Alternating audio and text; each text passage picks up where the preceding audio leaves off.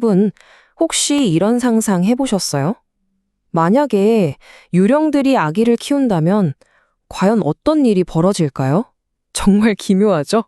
오늘 우리가 함께 이야기 나눠볼 닐 게이먼의 최고 걸작 그레이브야드 북이 바로 이 엄청나고도 매력적인 상상에서 출발합니다. 네, 바로 이 질문이에요. 만약 아이 한 명을 키우기 위해 묘지 전체가 필요하다면, 와, 정말 강력한 질문 아닌가요? 이 책 표지만 봐도 뭔가 으스스하면서도 신비로운 분위기가 느껴지는데요.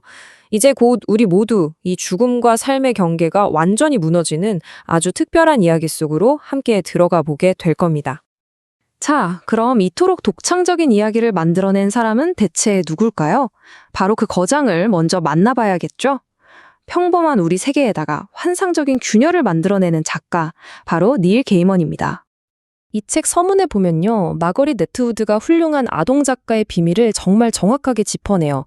최고의 아동 작가들은요, 그 정신 깊은 곳 어딘가에 여전히 8살 아이를 간직하고 있대요. 그래서 무엇이 진짜 무서운지를 안다. 바로 이거죠.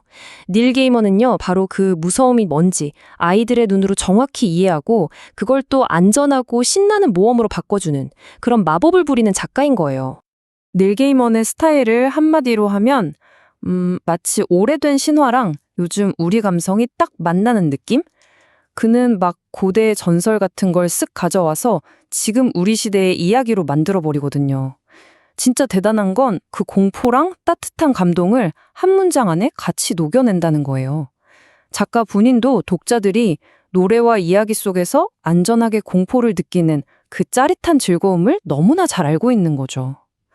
아시죠? 오싹한데 결국엔 포근한 담요처럼 날 감싸주는 그런 매력적인 공포 말이에요.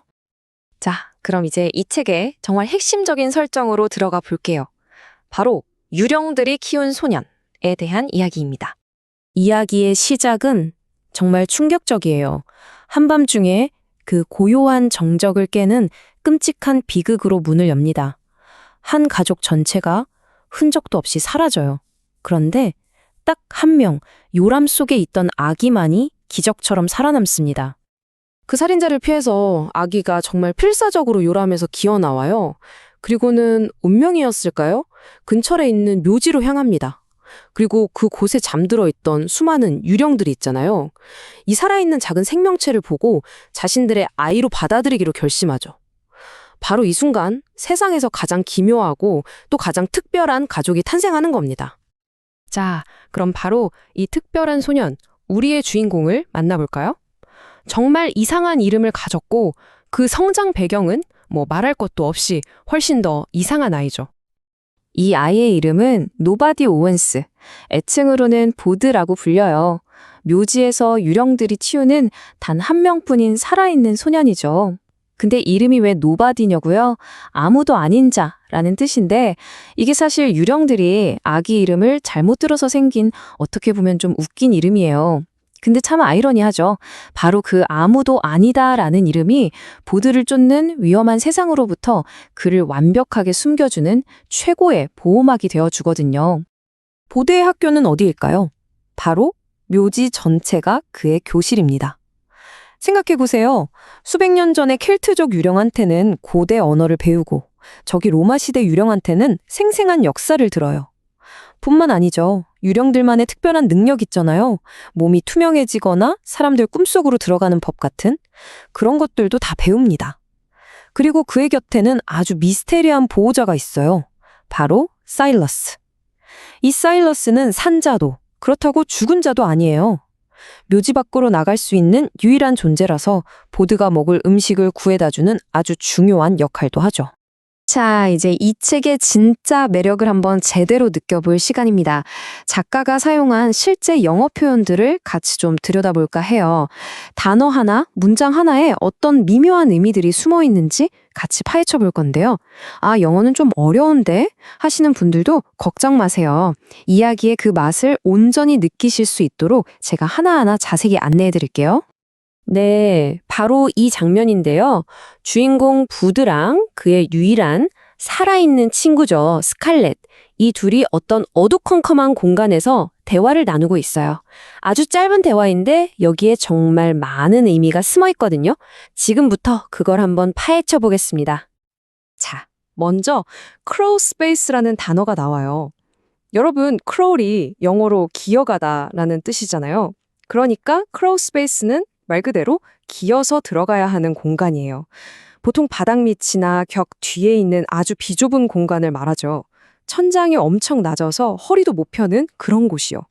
이런 공간 보통 이야기 속에서는 비밀이나 뭔가 위험한 게 숨겨진 장소로 많이 나오잖아요. 상상만 해도 좀 답답하고 으스스한 느낌이 들죠. 이 짧은 대화가 진짜 모든 걸 보여줘요. 보드는 뭐라고 하죠? 난 피 필요 없어. 왜? 묘지 안에서만큼은 자기가 바로 어둠의 주인이니까요. 이게 바로 보드가 초자연적인 세계에 속해 있다는 아주 강력한 증거인 거예요. 근데 스칼렛은 어때요? 난 필요한데 너무 어두워 이러면서 좀 무서워하죠. 그녀는 우리처럼 그냥 평범한 인간이니까요. 바로 이 빛이 필요하다, 필요 없다 이 딱 한마디 차이가 묘지의 아이인 보드랑 바깥 세상 아이인 스칼렛 이 둘 사이에 있는 그 거대한 경계를 정말 명확하게 보여주는 거죠. 하지만 이 안전한 묘지 밖에는요, 보드의 목숨을 노리는 아주 큰 위험이 도사리고 있습니다. 자, 이제 이야기의 핵심 갈등으로 들어가 보죠. 도대체 무가 왜 보드를 쫓는 걸까요? 그 정체를 알려드릴게요. 첫째, 이들은 만물의 잭이라고 불리는 아주 비밀스러운 고대 조직이에요. 둘째, 이들의 목표는 딱 하나입니다. 바로 자기들이 살해했던 그 가족의 마지막 생존자, 보드를 찾아내서 없애버리는 거죠. 그럼 마지막으로 왜 그렇게까지 하느냐? 바로 보드가 언젠가 자기들 조직을 파멸시킬 거라는 아주 끔찍한 예언 때문입니다. 그러니까 이 이야기의 핵심적인 긴장감이 바로 이거예요. 묘지는 보드를 지켜주는 유일하고 안전한 집이지만 한 발짝만 나가면 그 살아있는 바깥 세상은 온통 그를 노리는 위험으로 가득 차 있다는 것. 안전과 위험, 그 아슬아슬한 경계에 보드라 서 있는 거죠. 죽음으로 가득 찬 공강에서 오히려 삶의 위협을 마주한다. 정말 아이러니하지 않나요? 바로 이 지점에서 우리는 깨닫게 됩니다. 아, 이 책이 그냥 유령 이야기가 아니구나. 삶에 대한 아주 깊은 통찰을 담고 있구나 하고요. 자, 그럼 이 작품의 진짜 주제가 뭔지 한번 살펴보겠습니다. 문학적으로 보면요, 이 작품은 빌동스 로만이라는 장르로 분류되어 좀 어렵게 들리죠? 이게 독일어인데 쉽게 말해 성장 소설이에요. 주인공이 어린 시절부터 어른이 되기까지 정신적으로 또 도덕적으로 성장해 나가는 그 모든 여정을 그린 소설을 말하는 거죠. 그레이브야드 북은 어때요? 유령의 세계라는 정말 독특한 배경을 가지고 있지만 그 안에서 한 아이가 자라나는 아주 완벽한 성장 소설의 모습을 보여주고 있습니다. 그리고 바로 이 지점이 이 책이 가진 가장 아름다운 핵심이라고 생각해요. 결국 이 이야기는요, 한 소년이 어떻게 살아가야 하는가를 배우는 이야기거든요. 그런데 그 가르침이 어디서 오느냐? 이미 죽은 자들, 바로 유령들로부터 온다는 거죠. 정말 아름다운 역설 아닌가요? 이 아이러니가 작품 전체를 아우르고 있는 겁니다. 자, 그럼 마지막으로 여러분께 이 질문을 던지면서 마무리할까 합니다. 죽은 자들에게서 삶을 배운 소년. 이 소년은 과연 진짜 살아있는 자들의 세계에서 살아갈 준비를 어떻게 할 수 있을까요? 이 질문에 대한 답을 찾아 나가는 것, 그것이 바로 우리 주인공 보드가 떠나는 위대하고도 험난한 여정의 전부입니다.